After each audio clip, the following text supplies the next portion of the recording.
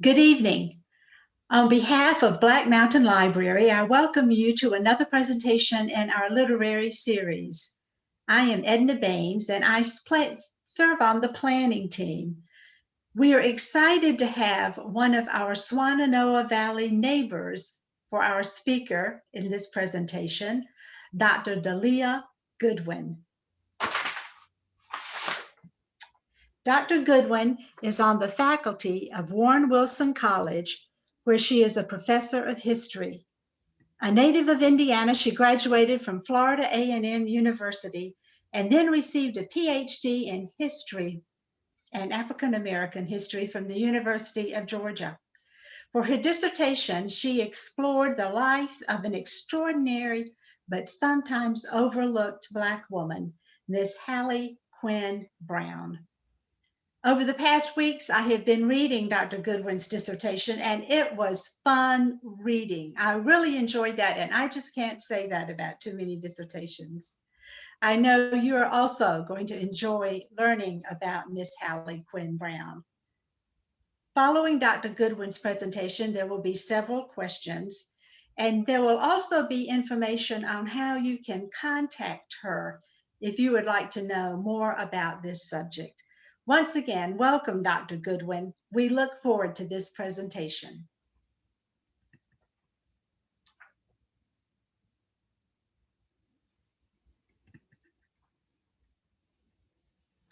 Okay, thank you. Good afternoon, everyone. Thank you for joining me in this conversation about Black woman elocutionist, Miss Hallie Quinn Brown. And before I begin my talk, I want to acknowledge the Eastern Band of the Indigenous Cherokee, upon whose land I reside, and extend a special thank you to Gail, Edna, and Melissa from the Black Mountain Public Library. The title of my talk is Hallie Quinn Brown, Musings on a Black Woman Elocutionist. I'm going to start with reminding some and introducing to others who Ms. Brown was. Then I'll move into a discussion and analysis of her work, and finally offer some reflection. This is Miss Hallie Quinn Brown, born March 10th, about 1849 in Pittsburgh, Pennsylvania, the fifth of six children born to Thomas and Frances Brown. The Brown family relocated to Ontario, a thriving center of Black population in Canada in 1864. Brown would go on to attend and graduate from Wilberforce College in 1873. Throughout her life, she served as an educator, dynamic elocutionist, dedicated suffragist, and unwavering temperance crusader. Primarily, scholars remember Brown for her work as a professional elocutionist and emphasize her usage of speech and rhetoric as an instrument for Black racial uplift. By the late 1800s, elocution as an academic discipline appeared in the formal academy and increasingly as a form of entertainment for elite and middle classes. Indeed, excellence in elocution highlighted the art of discourse and became a science of body control and mental discipline. Brown mastered this art form and toured the United States and Europe as an individual reader or lecturer, and with concert companies speaking in behalf of organizations and colleges. Her distinct techniques and style drew diverse crowds and garnered thousands of dollars to finance and promote her causes. She authored textbooks in elocution and demonstrated its function in exhibiting morally upright, principled, transformative speech. Brown's skill as an elocutionist set her on a level far above her peers. Her colleagues celebrated her for being of rare power and skill. American journalists esteemed her as a woman with few superiors and no equals.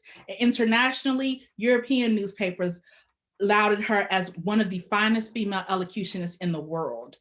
Brown's innovative performance style incorporated the oral traditions of African American storytelling, as well as the technique and rhythm associated with African American preaching and congregational singing. She merged recitation, lecture, song, and poetry in a manner that not only entertained, but also preserved African American cultural art forms. Brown found her passion in elocution and put it to her advantage. Whether it was fundraising for libraries, ladies' dormitories, scholarships, or supplemental income for her personal finances, her numerous tours and countless appearances economically sustained Brown and her causes. In addition to the economic motivation and benefit, these tours enabled Brown to get a firsthand account of the condition of Black people across America and the world. It provided her with the vantage point from which she could appropriately assess the condition of Black people and especially see the needs of Black women. Through elocution, Brown came into her own as a political woman. And from here, I want to pull out 3 areas in Brown's work where we see her use her voice or the spoken or written word to advocate in behalf of Black people and specifically Black women. Throughout her career as an educator, Brown developed a specific philosophy of education centered on themes of Christian moral education and equal educational opportunities for each gender that she believed would lead to Black racial uplift. The term Black racial uplift, or simply put, race uplift, represents the inward turn efforts and self-help ideologies of African American women and men to change positively the social, political, and economic direction of Black people. This collection of goals and philosophies for African Americans included, among others, education, equal opportunities, health reforms, political representation, community development, and business ownership. A distinct group of African American women and men, known as race women and men, and led the movement and distinguished themselves from the masses through their financial wealth, educational attainment, and scrupulous virtue. They saw their interventions as a positive force in shaping the destiny and common collective of Black people. Now, as much as Brown and her colleagues used Christian education to offer hope, they believed that Christian education was their only hope. She invested her life in the idea of upright, moral teaching leading to African American equality and relied on past histories to do so. Brown confidently maintained, quote, "The histories of ancient republics demonstrate that without universal Christian education, that is a sufficient intelligent virtue among the people, there cannot exist true liberty." In other words, Christian education led to and maintained freedom. Insisting upon Christian education worked both ways. On the one hand, living in a democratic society entitled a person to an education, and the only acceptable type of education a democratic society offers is a Christian education. On the other hand, Christian education's focus on moral values and leadership trained individuals in model citizenship. Moral character led to progressive democratic societies. And Brown believed that Christian education facilitated Black racial uplift, but she also believed that the act of participating in education, teacher or student, exercised citizenship and made a meaningful contribution to society. It gave African Americans, quote, "the opportunity to make real what the Declaration of Independence and the Constitution and Bill of Rights said." Education became the means for African Americans to access promises and privileges due them. Education was the practice of their freedom. And if education is the practice of freedom, then it must be available to everyone, which represents the second part of her philosophy of education. Brown and her colleagues believed education prepared women for their spiritual missions and purposes in life, namely motherhood, as well as the gender specificity of race uplift. Education, she wrote, enabled women to cleave to those things which enlarge her sphere and tend to uplift, which make for better citizenship, for child welfare legislation, health and sanitation, to work for higher standards in art and literature, for improvement in the moral, social, and industrial conditions and world peace. She understood the education of women to be essential to society's most fundamental unit, the family. In a very matter-of-fact manner, Brown stated at the African Methodist Episcopal Church Conference in 1889 that, quote, "Men expect to see something more than dressed dolls in their parlors in these progressive times. If a man is educated and his wife is not, he will soon outgrow her. He will be seeking the society of some other higher educated woman." At one point during the same AME conference, Brown suggested that the husband go to school for 6 months and the wife attend school for the other 6 months to equalize the matter. And this was in 1889. Women's education did more than make wives more compelling for their husbands. It taught Black women the skills they needed to contend in the 20th century. At the turn of the century, America repositioned itself within international economic and political frameworks, while immigration, industrialization, urbanization, and capitalist expansion proliferated.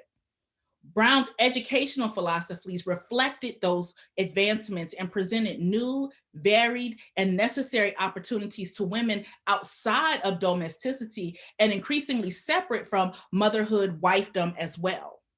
Equal educational opportunities for women enabled women to lessen or end possibly their dependency on men. Brown also endorsed women's physical education as part of school curriculums.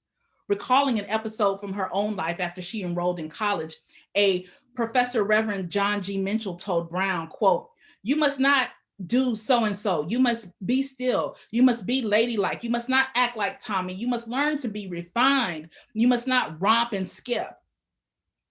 Initially, Brown seemed to struggle with this chastisement and resigned herself to the sedentary, refined lady, or what scholar Colette Dowling refers to as the cult of frailty. See, physicians of the era believed that human bodies contained a finite amount of expendable energy, and women's bodies harnessed energy for reproduction. Many doctors and other specialists believed educational pursuits, mental or physical activities interfered with women's primary focus and thus depleted women's energy supply. Years after the incident, though, Brown began politely debunking the idea that excess physical activity harmed women's genitals, hindered their reproductive ability, and made them unladylike. In fact, she argued that exercise helped women. And while she does not use this medical terminology commonly associated with the connection between motor development, cognitive development, and hormonal release, Brown did believe that, quote, brain power will never attain its highest possibilities unless there is a healthy and complete physical development. Girls may jump and skip and play and develop muscle and get health and vigor. Women needed exercise and physical activity as if their life depended upon it. Women's rights advocates supported this notion and encouraged women of the era to reject the cult of frailty and embrace the cult of ability.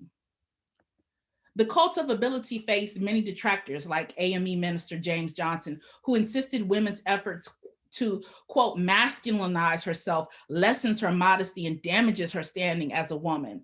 She was not made to show the brawny arms of Vulcan, nor the ponderous proportions of the Antilles.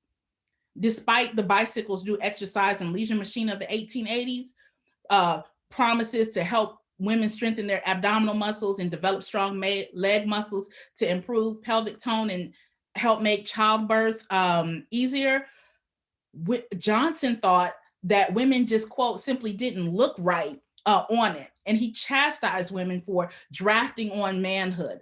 Their behavior subverted the natural order, and they failed as true women, and instead succeeded as, quote, monstrous outgrowths of the coarser elements of female nature.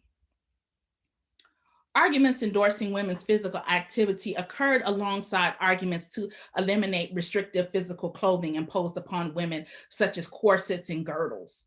Brown urged women to rely on their natural muscle and backbone rather than those artificial supports. One woman claimed that long skirts and corsets perpetuated women's weakness by literally tying us up in a clothing that our muscles in some parts of our body dwindle till they become useless. Early women's rights activist Mary Wollstonecraft insisted that preventing girls and young women from physical activity and exercise kept them from full development and made women weak. Cultivating physical frailty ensured women remained weak, exhausted, immobile, unable to move, and dependent. It was an effort to immobilize women socially and politically. Brown's endorsement of women's physical activity and the success of womanhood asserted women's political rights, beginning with their person. Brown's advocacy for physically strong women seems inconsistent with her endorsement of a genteel woman. When Black women appropriated respectability as a women's redeeming feature, it apparently required them to avoid unfeminine images of vigorous women and physical strength.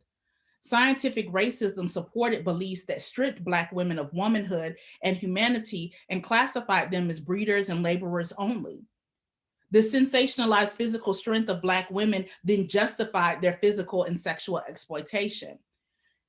Now, on a personal level, Brown wanted very much to embrace the totality of respectability, but the realities of her life never allowed her to access that particular type of womanhood. Brown learned early on in life that women needed physical strength and must participate in physical activity to function. Growing up on a farm in Canada, Brown oversaw most of the labor-intensive farm maintenance. Later, as a teacher in Reconstruction era Mississippi and South Carolina, she had to haul logs, chop wood, pull mules, and literally erect school buildings. So the idea of a woman, especially a Black woman, not exercising, sweating, or engaging in physical activity was preposterous to Brown, and certainly to other women. Brown's educational philosophy negotiated between the esoteric ideals of Victorian womanhood and the realities of Black women's lives. She reconciled physical strength and respectability to offer an expanded version of femininity and specifically notions of Black femininity. The Black woman that she constructed for racial uplift had upstanding moral character, academic preparation, domestic training, and the stamina to survive. To ensure Black female education and contribute to Black women's empowerment, Brown then turned her attention to Black women's organizations, namely the National Association of Colored Women. In 1896, the National Association of Colored Women, the NACW, became the first and only all-Black national organization for Black female activism, organizing, and leadership in the 20th century. Black women's local and national clubs provided a space for Black women to meet not only the needs of their communities in Black America at large, but address those needs in a manner that reflected the evolving discourse of the turn of the 20th century. The NACW organized a platform that advocated moral superiority, education, respectability, social purity, and home care to negate white beliefs of Black inferiority and immorality, and then amplify claims of Black political enfranchisement and social equality. Now, this is an image of Hallie Quinn Brown in the center in the beige whitish suit. And there's also Ida B. Wells Barnett in the picture about two people down from her. And these were just some of the women affiliated with the National Association of Colored Women. And they were stopping for a photo as a delegation to speak to President Warren Harding in 1922 on anti-lynching. And I just really like this picture and wanted to share that with you all. So Brown becomes a key figure in both the local and national clubs. She founded several clubs in her home state of Ohio, and served as state president of the Ohio Association of Colored Women's Clubs from 1905 to 1912. From 1920 to 1924, Brown presided over the NACW as its national president. Brown's national presidential terms coincided with a period of enormous possibility for women and African Americans. Now, we know that by 1920, most states had ratified the 19th Amendment to the US Constitution that enfranchised women and expanded women's political power. The flapper and sexual movement occurring among women, so often ascribed to the era, really did not interest Brown and most of her contemporaries. Brown viewed the bobbed hair and abbreviated skirts and rolled hose, as she called it, of the 1920 flappers as nothing more than a passing fad that dishonored Black women. Sexual freedom really did not indicate women's progress and equality. It actually hijacked the discussion of women's needs and belittled women's claims of sexual exploitation. Instead, women's organizations like the NACW stress political strategies celebrating women's redeeming features, their current or potential motherhood, and inherent morality to usher in social reforms and legislation. Although pervaded with problems, industrial growth created new types of job opportunities for African Americans who approached the era hopeful for a better future as well.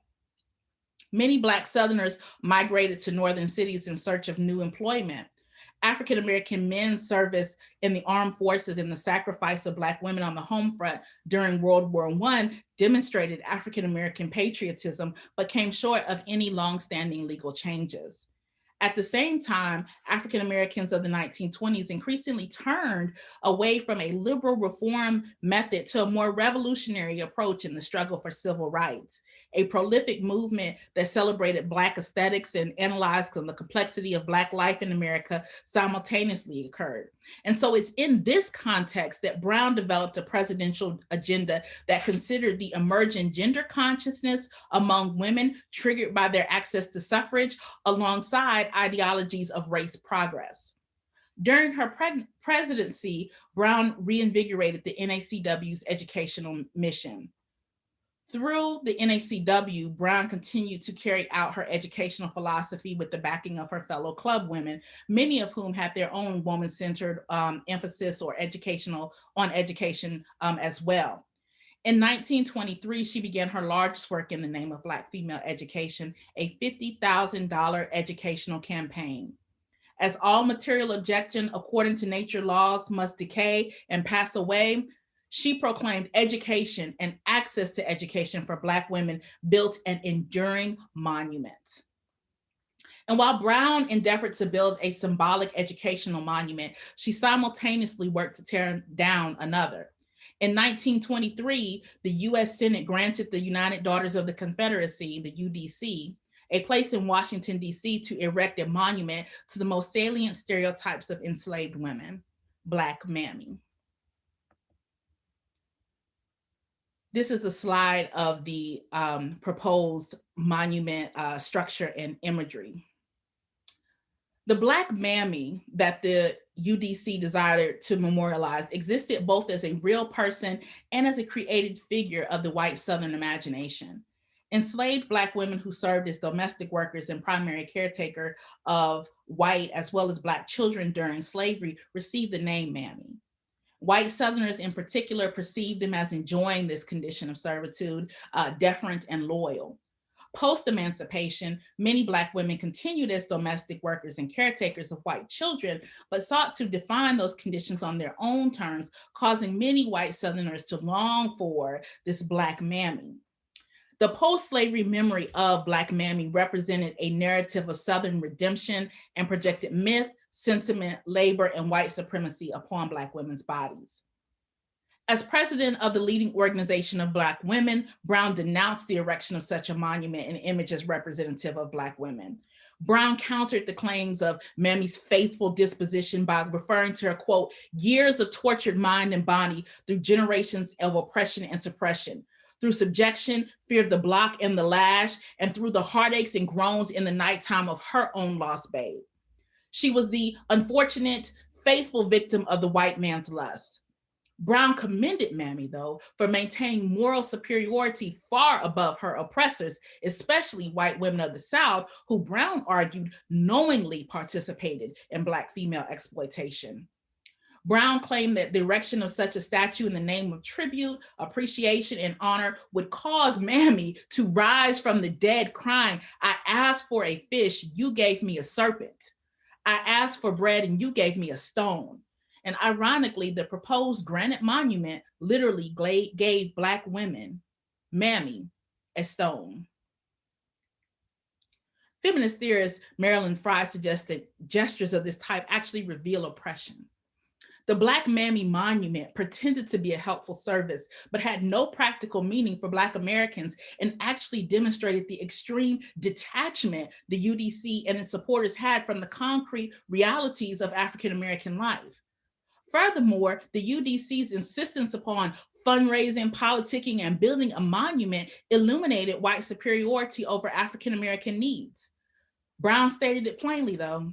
Quote, if the Daughters of the Confederacy are actuated by any deep reverence and gratitude for the former slave, if they wish to salve their conscience and make amends for the wrongs heaped upon the Black Mammy, let them begin to change the conditions in this fair Southland.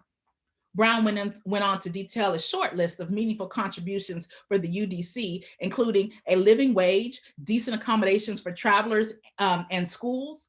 African Americans did not need a Black Mammy monument. They needed food and acceptable housing, justice in the courthouse, a repeal of Black codes and Jim Crow laws, an end to lynching, and an end to defrauding Black tenant farmers.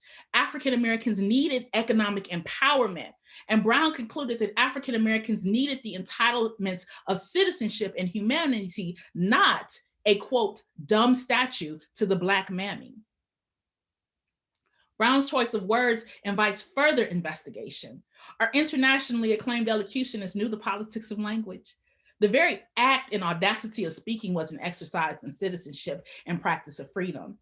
Now, in our modern day language, the word dumb is used as a type of slang or something for something that is uncool, ridiculous, or foolish. But in the 1920s, dumb was still used as a literary and medical term for something or someone who could not and did not talk. So, in calling it a quote, dumb statue, Brown stated the obvious because statues do not speak. However, if the statue could speak, what would she say? Well, Black Mammy would say nothing because the monument was of a woman who could not speak, an enslaved woman. And the thought of a statue immortalizing a silenced Black woman unable to engage in the politics of her life exacerbated the initial insult of erecting the statue. So, when and where do we see Black women speaking for themselves and on their own terms? Well, I argue that Hallie Quinn Brown set the stage by doing so by editing the first collective collaborative Black women's encyclopedia, Homespun Heroines and Other Women of Distinction in 1926. Here's a short list of some of the earliest examples of collective biographies featuring African Americans. Hallie Quinn Brown's publication, Homespun Heroines in 1926, mirrors these other historical works as collective biography, yet remains recognizably different in that it was a collective, collaborative biography of Black women written by multiple Black women. As demonstrated by the examples here and from other historiographical studies of African American texts, few collective biographies devoted to the experiences of Black women existed, and women authored only a handful of those. To be sure, I do not intend to suggest that you must be a member of a particular group to write a history. That is to say, only Black women can write Black women's history. However, these Black women authors asserted a particular insider knowledge that authorized and emboldened them as a group to document the experiences of Black women.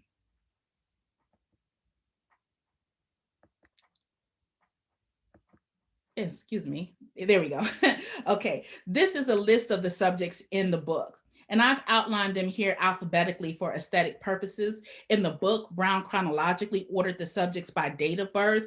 So in the sketches in Homespun Heroines begin with Martha Payne, mother of African Methodist Episcopal Church Bishop Daniel Payne, and conclude with Eliza Fox, the former president of the Women's Baptist Association of Virginia.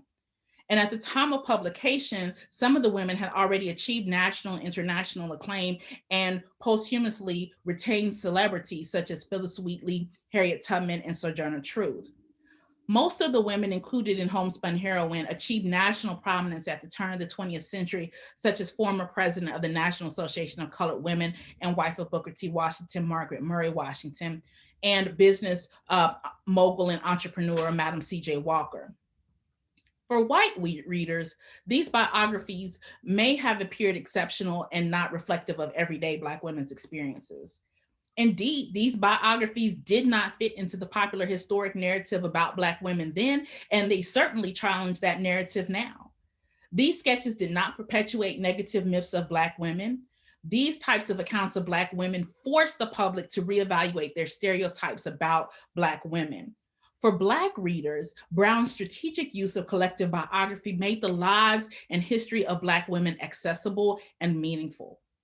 Collective biographies of African Americans offer tangible meanings of racial possibility from within the Black community without merely mimicking white American beliefs of progress or possibility or showing African Americans in an accommodationist act. It demonstrated their successful balance of domesticity and professional activities and careers.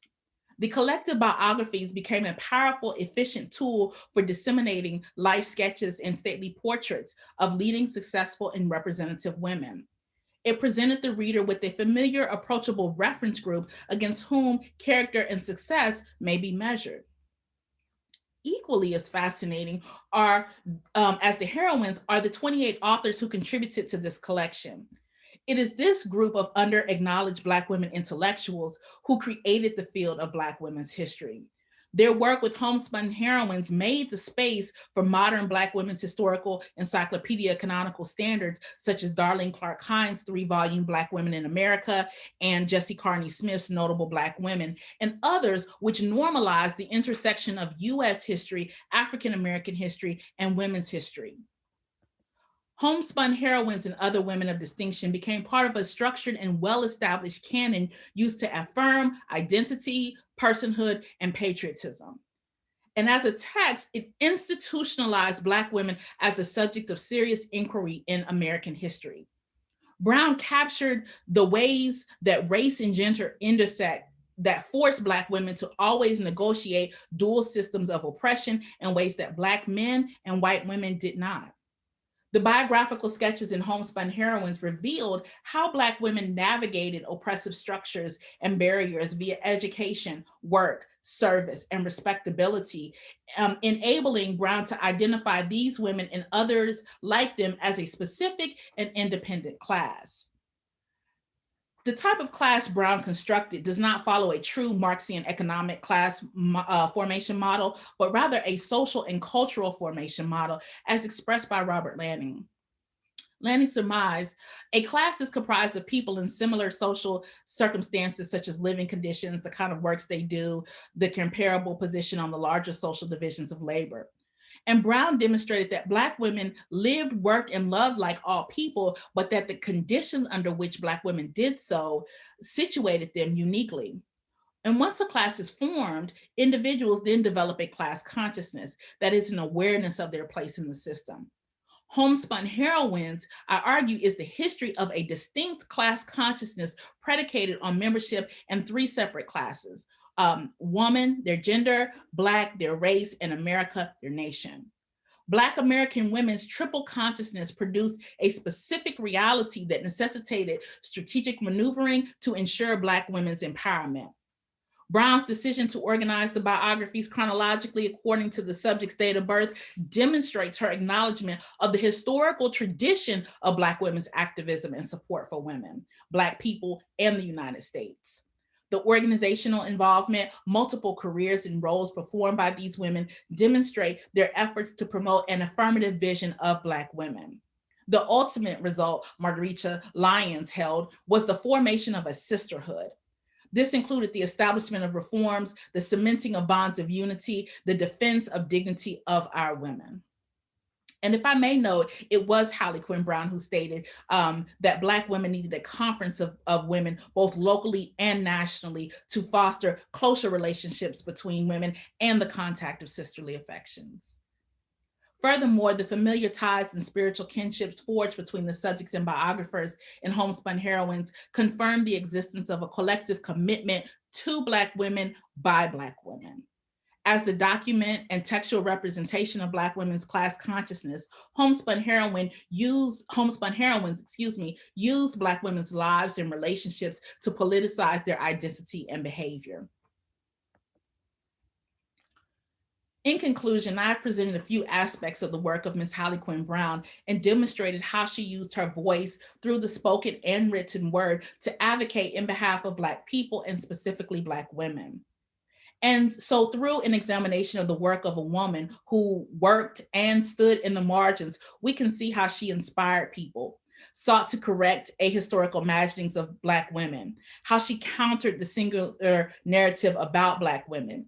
She celebrated the tenacity, resilience, and hope of Black women. She preserved Black history and contributed to the institutionalization of the study of Black women as a subject of serious inquiry. And as my forthcoming book will show, Brown was involved in many other historic moments that offer us the opportunity to learn more about her and the experiences about Black women in America at the turn of the 20th century. Thank you. I am going to bring Edna back in and she will moderate the Q&A.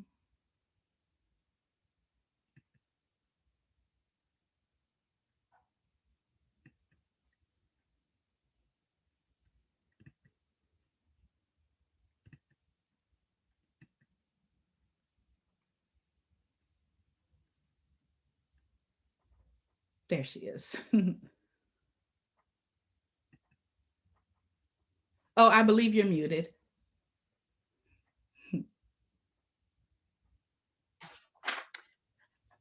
Thank you so much, Dr. Goodwin.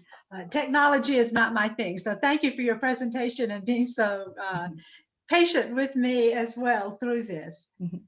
I continue to be inspired by Hallie Quinn Brown every time I hear more about her. And we appreciate this. In fact, this presentation, Dr. Goodwin originally presented this wonderful program a few days ago. It was due to a glitch, it was not recorded. And we thank her for agreeing to come back and record it again, which it has been. And so now she is immortal, as is Dr. Hallie Quinn Brown, at least for the next 30 days. And you can get a link to this presentation to use and to share with others by contacting the Black Mountain Public Library. As Daleah said, we do have a few questions to follow up. And the first is, how did you come upon Hallie Quinn Brown? She's definitely a woman who was ahead of her time. How did you find out about her? Why did you decide to research her? Yes. So I knew that I wanted to study and research Black women for my PhD. And initially, I wanted to do something on Ida B. Wells Barnett. I was just completely fascinated with her, and I thought she was just an amazing person. And then a ultimate biography was published on on Ida B. Wells Barnett during my time in graduate school. And so I said, well, who else can we talk about and share with other people? And so in my research, I kept coming across her name, and she was in all these different places. I said, well, who is she? And so I couldn't find any real information on her. There was very little that had been written on her at the time. And so I said, well, here she is. And so I became so impressed with her, and I was just attracted to her, and so I have engaged with her and worked to explain her work for America. And we're glad you did. Thank you. One question that came in is, whatever became of the Mammy Monument? Yes, that is a good question. Thankfully, the Mammy Monument was never constructed, and so we don't have to worry about that particular monument. Although this does bring up other questions of other sorts of Confederate monuments, and that's for another conversation. But it does beg the question of, the construction of monuments, and how do we engage with these conversations that people are wanting to have of things that are important to them, while at the same time not being disrespectful and misrepresenting other groups of people at the same time. So long story short, the Black Mammy Monument was never constructed in Washington, D.C. And we are grateful for that. Yes. How can we expose our school-age children to these prominent Black heroines, some of which would have been in the Homespun wisdom, but also those other women we're reading about, particularly during this month, focusing on women, I think. But how can we expose them to that? And are there textbooks, or how can we get her story and other stories in textbooks? Yes. So I think textbooks are one way to go about it, but I also encourage the other individual monographs that are being written by many historians, especially Black women historians, who are uncovering and exposing these women to larger audiences in a modern era. So current biographies that are being published. In addition to that, children's books. Many times we write books and we publish information for adult audiences, and then forget about the children audiences in the school system. So writing books for both sets of audiences, both adult and children, I think would be helpful in spreading the information around to all different constituencies. And I understand you might be doing both because you Yes, are writing a yes, book. I do have a desire to do a children's book on Hallie Quinn Brown, in addition to my major biography on her. And that biography is going to be titled Sisterly Affections. Tell Yes. us about that title.